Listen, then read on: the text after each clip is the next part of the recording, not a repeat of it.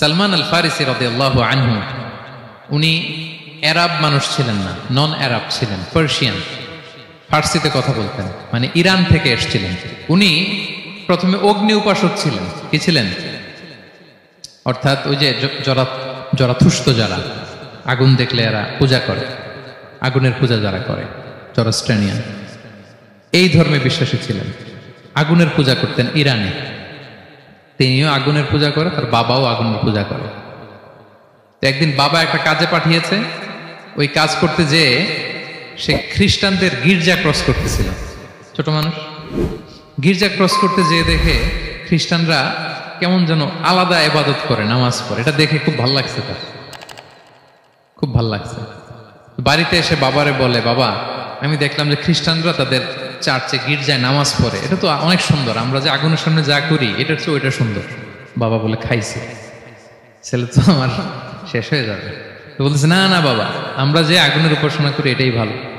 উনি বলেন, না, আমি অনেক চিন্তা করেছি, ওরা যেভাবে গডের কাছে চায় ওইটা শ্রেষ্ঠ। বাবার সাথে ছেলের, সালমানের অনেক তর্ক বিতর্ক। পরে বাবা ভাবলেন, যদি ওকে না আটকাই তাহলে প্রভাবিত হয়ে সে খ্রিস্টান হয়ে যেতে পারে। তো ঝগড়া তর্ক বিতর্ক শেষে তার পিতা তাকে শেকলবন্দি করলো। কি করলো? পায়ে শেকল লাগায় রাখছে। কিন্তু ছেলে তো মনে মনে খ্রিস্ট ধর্মের প্রতি আকৃষ্ট হয়ে গেছে। তো ওই খ্রিস্টানরা তার সাথে লুকিয়ে যোগাযোগ করত। সালমান ওই খ্রিস্টানদেরকে বলল যে, তোমাদের খ্রিস্টান ধর্মের উৎপত্তি কোথায়? বলে, সিরিয়াতে। বলতেছে, এখান থেকে কোনো কাফেলা সিরিয়া যাবে নাকি? বলতেছে, হ্যাঁ, মিশনারি ওয়ার্কে একটা কাফেলা আসছে, যাবে। বলতেছে, যেদিন যাবে আমাকে বলবে। তো যেদিন যাবে তাকে এসে বলা হয়েছে তার বাবা নাই, সে শিকল ভেঙে, শিকল সহ কাফেলার সাথে যে জড়িত হয়েছে। দেখেন বিশ্বাস, আদর্শ মানুষকে কিভাবে উজ্জীবিত করে। উনি চলে গেলেন সিরিয়াতে। সিরিয়াতে যে এক পাদ্রির হাতে বায়াত হলেন, কিন্তু এই পাদ্রিটা ছিল ভণ্ড। সে খ্রিস্টানদের দান সৎকা নিয়ে গরিবদের না দিয়ে নিজেই খেয়ে ফেলত। বেচারা পড়লো বিপদে, যে হায় রে, এত সুন্দর ধর্ম রে কারাপ্টেড করতেছে সে। পরে এই পাদ্রি যখন মারা গেল, সালমান সে আরেক পাদ্রির কাছে গেল। আরেক পাদ্রির কাছে গেল। ওই পাদ্রি আবার অনেক ভালো, খুবই ইবাদত করে। তো ওই পাদ্রি কিছুদিন থাকার পরে ওই পাদ্রিও মারা গেল। ওই মারা যাওয়ার আগে সে জিজ্ঞেস করতেছিল যে, পাদ্রি, এই বর্তমান পৃথিবীতে সবচেয়ে ভালো খ্রিস্টান পাদ্রি কে? বলতেছে, আর কেউ নাই। যদি ভালো খ্রিস্টান পাদ্রি তোমাকে পেতে হয়, জানতে হয়, তোমাকে ইরাকের মোসেল শহরে যেতে হবে। এবার মোসেলে যে সে আরেক খ্রিস্টান পাদ্রির কাছে থাকলো। কিছুদিন পরে ওই পাদ্রিও মারা গেল। মৃত্যুর আগে তাকে জিজ্ঞেস করছিল যে, পাদ্রি আপনি বলেন তো, আপনার পরে শ্রেষ্ঠ পাদ্রি কে আছে পৃথিবীতে? সে বলতেছে, আমার পরে শ্রেষ্ঠ কোনো পাদ্রি আর পৃথিবীতে নাই। খ্রিস্টান ধর্ম শেষ হয়ে গেছে, নাই। তবে জেনে রেখো, শেষ জামানার নবী আসার সময় ঘনিয়ে এসছে। তিনি যে এলাকায় আসবে, এলাকাটা চারদিকে পাহাড় বেষ্টিত থাকবে, চারদিকে থাকবে পাহাড়, খেজুরের বাগান, মরুদ্যান। তাকে চেনার আলামত আছে। কি আছে? আলামত আছে। এক নম্বর আলামত হচ্ছে, ওই শেষ নবীকে দানের খাবার দিলে তিনি খায় না, কিন্তু উপহার দিলে সে নেয়, খায়। আর তার পিঠে দুই কাঁধের মাঝখানে একটা নবুয়তির মোহর আছে। সুবহানাল্লাহ। যদি পারো তার কাছে যে বায়াত হও। সালমান আল ফারিসি পাগল হয়ে গেছে ওনার সন্ধান পাওয়ার জন্য। কিভাবে যাবে, কিভাবে যাবে? তো উনি কিছু ছাগল পালতেন। একটা কাফেলা তিনি পেলেন, যে কাফেলা আরব কাফেলা, বনু কালবের কাফেলা, আরব দেশে যাচ্ছে। তাদের সাথে তিনি চুক্তি করলেন যে, আমার যত ছাগল আছে এই ছাগলগুলো তোমাদের দিয়ে দিব, তোমরা কি ওই এলাকায় আমাকে পৌঁছে দিবা? তারা বললেন, হ্যাঁ, পৌঁছে দিব। সব ছাগল দিয়ে দিলেন, রওনা হইলেন ওই এলাকায়। মাঝপথে তারা তার সাথে জুলুম করলো, অন্যায় আচরণ করলো। তাকে দাস হিসেবে বিক্রি করে দিল ইহুদিদের কাছে।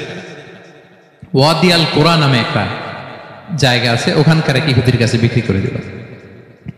সে ইহুদির কাছে দাস হিসেবে থাকতে আরম্ভ করলো। অনেকদিন পরে, মদিনার পূর্ব নাম কি দেখি, কে বলতে পারে?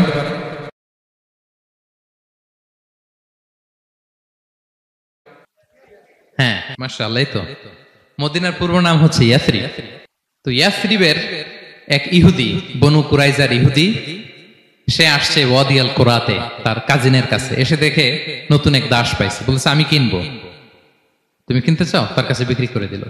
তখন ইয়াসরিবের ওই ইহুদি, বনু কুরাইজার, সালমান আল ফারিসিকে নিয়ে ইয়াসরিবে চলে গেল। সুবহানাল্লাহ। মদিনার আগের নাম কি? বিষ্ণু ইসলাম মক্কা থেকে হিজরত করে কিছুদিন পরে কই যাবেন? সত্যের অনুসন্ধানে যদি আপনি হন, সত্য আপনি পাবেনই, সত্যের কাছে আপনি পৌঁছাবেন, এতে কোনো সন্দেহ নাই। দেখেন বিষ্ণু ইসলাম ওই এলাকায় আসবেন, আসার আগে আল্লাহ তাআলা সালমানকে নিয়ে ওখানে পৌঁছায় দিয়েছে। তিনি ওখানে থাকলেন, দীর্ঘদিন থাকলেন, খেজুর বাগানে তিনি কাজ করেন আর অপেক্ষা করেন যে কবে বিষ্ণু ইসলাম আসবেন। একদিন তিনি খেজুর গাছের উপরে কাজ করতেছেন, হঠাৎ ইহুদিরা বলা বলি করতেছে আজকে ওই মক্কা থেকে কোন এক লোক নাকি আসছে কোবা পল্লীতে, সবাই বলে সে নাকি নবী, সবাই বলে সে নাকি। এই কথা শুনে উনি খুশিতে ওই খেজুর গাছ থেকে ধপাস করে নিচে পড়ছে। নিচে পড়ে মালিককে বলতেছে কে আসছে, কে আসছে। এই কথা শুনে মালিক রেগে মেগে তাকে মারতে আরম্ভ করলো যে তোমার জেনে কি লাভ, যাও এখান থেকে। তার মানে সুবহানাল্লাহ, সালমান আল ফারিসি তিনি জেনে গেলেন যে বিষ্ণু ইসলামের আগমন ঘটেছে। আপনারা জানেন যে হিজরতের যে রুটটা, বিষ্ণু ইসলাম সরাসরি ইয়াসরিবে বা মদিনায় না ঢুকে প্রথমে কুবাতে ঢুকেছিলেন, কুবা পল্লীতে কিছুদিন ছিলেন, মসজিদে কুবা নির্মাণ করেছেন। তো তিনি তো সত্যের সন্ধানী হয়ে পাগল, আল্লাহর কাছে সবসময় দোয়া করতেন, আল্লাহ সেই আখির জামানার নবীর সন্ধান যেন আমি পাই। সালমান আল ফারিসি রাদিয়াল্লাহু তাআলা আনহু ওই যে তার পাদ্রীর শিখিয়ে দেয়া যে আলামত তিনি দেখলেন, ঠিকই তো ইয়াসরিবের দুই দিকে হাররা আছে, মানে পাহাড় বেষ্টিত, আবার খেজুরের বাগান আছে। এবার তিনটা যে আলামত দিয়েছিল ওই আলামত চেক করার জন্য কিছু খেজুর নিয়ে কুবায় চলে গেলেন। কুবায় যেয়ে দেখেন বিষ্ণু ইসলাম সাহাবাদের নিয়ে বসা। তো তিনি বিষ্ণু ইসলামের সাথে পরিচিত হয়ে বললেন এই যে কিছু সাদাকার খেজুর আমি আপনার জন্য এনেছি, নেন। বিষ্ণু ইসলাম বললেন ওই যে ওদেরকে দাও, ওই যে গরিব সাহাবারা ওদেরকে দাও। বিষ্ণু ইসলাম খেলেন না, সে মনে মনে বলতেছে এই তো একটা পেয়ে গেছে, একটা পেয়ে গেছে। উনি কিন্তু খায় নাই, ধরেও নাই, বলতেছে যে ওদেরকে দাও। দিল, সাহাবারা খেল। এরপর বিষ্ণু ইসলাম কুবা থেকে মদিনায় চলে গেলেন, তখনও মদিনার নাম হয়নি, ইয়াসরিবে গেলেন। এবার কিছুদিন পরে আরো কিছু খেজুর নিয়ে সালমান রাদিয়াল্লাহু তাআলা আনহু বিষ্ণু ইসলামের কাছে গেলেন। এবার যে বললেন কিছু খেজুর আমি উপহার হিসেবে আপনার জন্য এনেছি, আপনি কি গ্রহণ করবেন? বিষ্ণু ইসলাম বললেন অবশ্যই গ্রহণ করবো। বলেই তিনি একটা নিয়ে খেতে শুরু করলেন, খেলেন এবং বিতরণ করলেন। মহা খুশি, এই তো পেয়ে গেছি দুইটা সাদাকার খেজুর, বলেছি ধরেও নাই, খায় নাই, যখনই বললাম উপহার খেয়েছে। এবার বাকি রইল কয়টা? সেটা কি? নবুয়তের সিলমোহর, দ্য সিল অফ প্রফেসি। এটা তো দেখা এত সহজ না, যদি এদিকে থাকে, জামা পরে থাকলে দেখা যাবে? তো এটার জন্য প্রায় যায়, কিন্তু ব্যাটে বলে হয় না, ট্রাই করে কিন্তু দেখা যায় না। একদিন তিনি গেলেন এবং এটার জন্য তো পিছে পিছে থাকতে হবে, কি বলেন? কথা নেই বার্তা নেই, হুট করে পিছু পিছু ঘোরা যায় নাকি কারো? একদিন একটা উপলক্ষ তৈরি হলো, সেটা কি?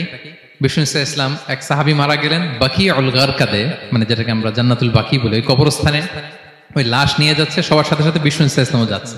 তো এখন তো একটা সুযোগ, পিছনে পিছনে যাওয়া যায়, কি বলেন? এইবার সালমান এসে পিছু ছাড়ে না, নবীজির পিছনে পিছনে যায়, কিন্তু স্বাভাবিক যাওয়া না, একটা আছে সিম্পলি হাঁটা, এরকম না, একবার এদিকে যায়, একবার ওদিকে যায়, একবার এদিকে যায়। আর অন্য সাহাবারা মনে মনে ভাবে ঘটনা কি, এরকম করে কেন লোকটা? কিন্তু বিষ্ণু ইসলাম তো জানেন কেন এরকম করতেছে, ঠিক কিনা বলেন?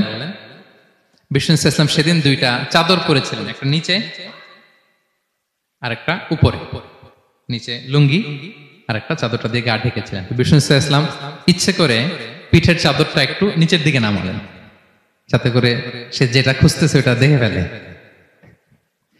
বিষ্ণু ইসলাম চাদরটাকে একটু করে নিচে নামালেন, নামানোর সাথে সাথে তিনি দেখলেন দ্য সিল অফ প্রফেসি, মাহরুন নবুয়া। দেখার সাথে সাথে সালমান আল ফারিসি চিৎকার দিয়ে বিশ্বনবীকে জড়িয়ে ধরলেন এবং ওই জায়গাটাতে দুই ঠোঁট দিয়ে চুমু খেলেন, কাঁদতে শুরু করলেন। বিষ্ণু ইসলাম বললেন কেন কাঁদো তুমি? এতক্ষণ আমি আপনাদেরকে যা শোনালাম, সালমান পুরো ঘটনাটা বিষ্ণু ইসলামের কাছে বর্ণনা করলেন। বললেন ইয়া রাসূলুল্লাহ, এই জন্য কাঁদি, আমি ছিলাম অগ্নি উপাসক, সত্যের সন্ধানে আমি খ্রিস্ট ধর্ম গ্রহণ করেছি। 3 খ্রিস্টান পাদ্রী শেষ করে সর্বশেষ যে ভালো পাদ্রীটা, উনি বলছে যে উনি মরার পরে আর কেউ ভালো পাদ্রী নাই, আখির জামার পয়গাম্বার আগমনের সময় এসেছে। পাহাড়ি এলাকা, চারদিকে খেজুর বাগান, এরকম জায়গায় উনি আসবে। আর 3টা সাইন বলেছে, উনি সাদাকা খায় না, উপহার নেয়, খায়, আর তার পিছনে থাকবে মাহরুন নবুয়া, নবুয়তি সিল। সুবহানাল্লাহ। বিষ্ণু ইসলাম খুশি হলেন, তাকে শাহাদা পড়ালেন এবং বললেন যে তোমার এই দাসত্ব থেকে মুক্তির জন্য কি লাগবে? সে বলে যে আমার চুক্তি হয়েছে 300 খেজুর গাছ লাগবে। কয়শো? বিষ্ণু ইসলাম বললেন কে আছো তোমাদের ভাইকে সাহায্য করবা? কেউ 20টা, কেউ 30টা, কেউ 40টা। সব সাহাবারা ডোনেট করে 300 খেজুর দিয়ে দিলেন, খেজুরের গাছ হয়ে গেল। আর 40 গ্রাম স্বর্ণ এটাও দিতে হবে। তো কোন এক যুদ্ধে বিষ্ণু ইসলাম একটা ছোট্ট স্বর্ণের টুকরে পেয়েছিলেন, বললেন যাও এটা নিয়ে ওজন দাও, ওজন দিলে দেখবা হয়ে গেছে। ওইটা নিয়ে ওজন দেয়া হলো, দেখা গেল মুহূর্তে একেবারে সমানে সমানে 40 গ্রাম হয়ে গেছে। সালমান আল ফারিসি রাদিয়াল্লাহু তাআলা আনহু তারপর থেকে মৃত্যুর আগ পর্যন্ত বিষ্ণু ইসলামের সাথে ছিলেন, সবগুলো যুদ্ধে অংশগ্রহণ করেছেন। এবং 5ম হিজরিতে ওই যে পরীক্ষা খননের কথা আমরা জানি না, দ্য ব্যাটল অফ ট্রেঞ্চ, এই বুদ্ধিটা আসছিল সালমান রাদিয়াল্লাহু তাআলা আনহুর মাথা থেকে। এটা হচ্ছে ওনার ব্রেন চাইল্ড, কারণ আরব দেশে এরকম পরীক্ষা খনন করার ট্রেডিশনই ছিল না। উনি তো আরব দেশের না, আসছে পারস্য থেকে। ওনার এই বুদ্ধি পরামর্শ নিয়ে বিষ্ণু ইসলাম 5ম হিজরিতে পুরো মদিনার চারদিকে খনন করে এই পরীক্ষা করেছিলেন।